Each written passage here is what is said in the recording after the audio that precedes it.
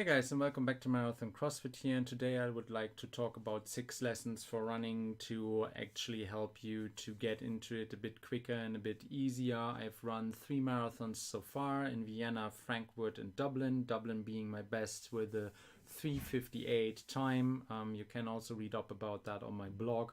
I ran those marathons in 2013 and 2014. Currently I'm actually chasing a 200 kg back squat, so the running is a bit falling behind it. But anyway, back to the 6 tips to help you run a bit faster and also to overcome the first hurdles and get actually good at it.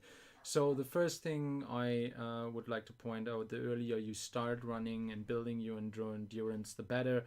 So the good thing about running is you can also still post very good times even in your 40s if you go to the website of Hal Higdon, which actually has excellent free running programs on his website, which I ran all of my marathons with. He posted some of his best times when he actually was 40 plus. However, if you start earlier, if you start somewhere in your 20s, of course you're building up better, and then you might be the next Mo Farah. I think if Mo Farah had started running somewhere in his late 40s, well, he wouldn't be where he is at the moment.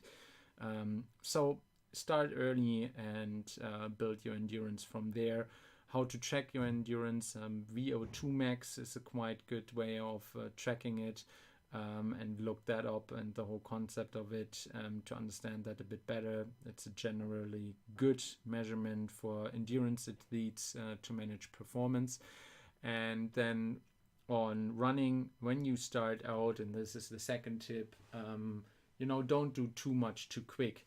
Like when I started out here in the town that I'm living in, I started out with about 3 kilometers, and I wanted to run them as fast as I can. And it burned up my lungs, and it really made me hate running. So go out at the pace, and how to manage that is actually the talk test. Talk test is actually generally great. So you should run that fast that you actually will be able to talk with another person comfortably while you're running. So just at that point where it switches from, well, I still can talk comfortably, to I actually can't really talk to you anymore, that is about the sweet spot for running. And I also had a friend of mine who came out on a run with me, and I told him, what, take it slow, I won't go fast. But of course, him being a guy, he had to challenge me, he had to run fast, he had to race me. I bet him, and his lungs were burning up, and he was miserable. He was white as chalk. So avoid that. Don't do too much too quick. Now also the third tip, for hill running, because I was too lazy, to be honest, to actually go into the mountains to do my hill runs, so I used a bridge instead. So don't do that, because bridges are not steep enough. Okay, yes, they give you a bit of an incline and a decline that you can challenge yourself with, but if you have a hill run scheduled, then find a hill. Okay, it's pretty simple, but just do it, and you won't like it at the beginning. However, if you do, your times will get up, and also you will get a nice cross run in, and cross runs are always good to actually also get a bit more resistance and a bit more stability into your ankles. At least do 1 cross run a week.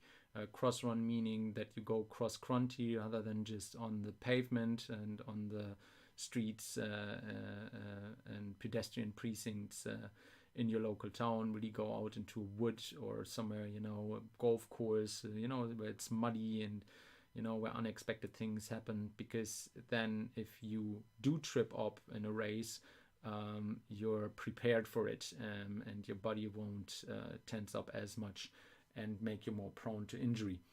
Then again, not enough interval training. So I think interval training is really one of the best tools that you can possibly do to improve your speed in running.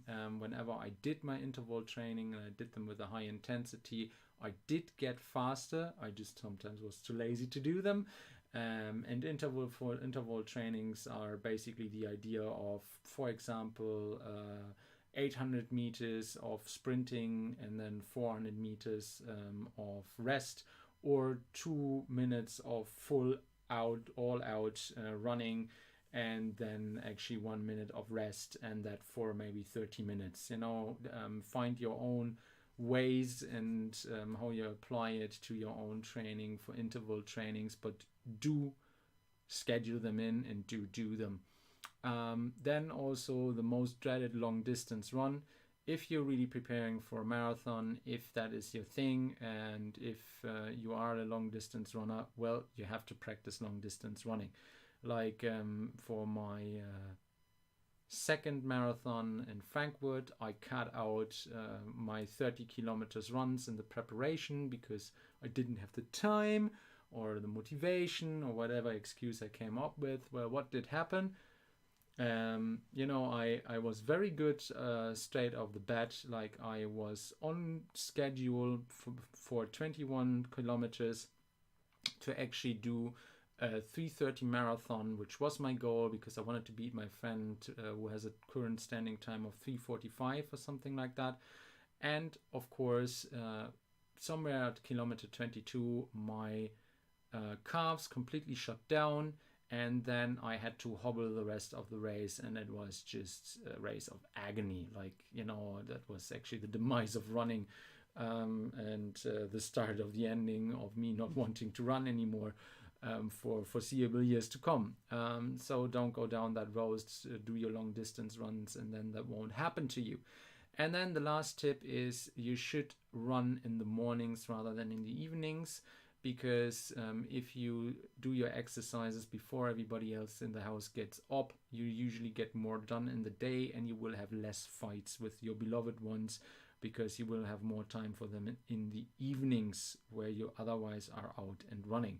So those are my takeaways, and those are my 6 tips for running, and there are mistakes to avoid, I think. I also have a blog post on that, which is called 7 Top Lessons for Running to Avoid Training Mistakes. And I hope you enjoyed the content. Please like, please share, please subscribe. And if you pop a comment down below, I'll get back to you as soon as I can. Bye-bye.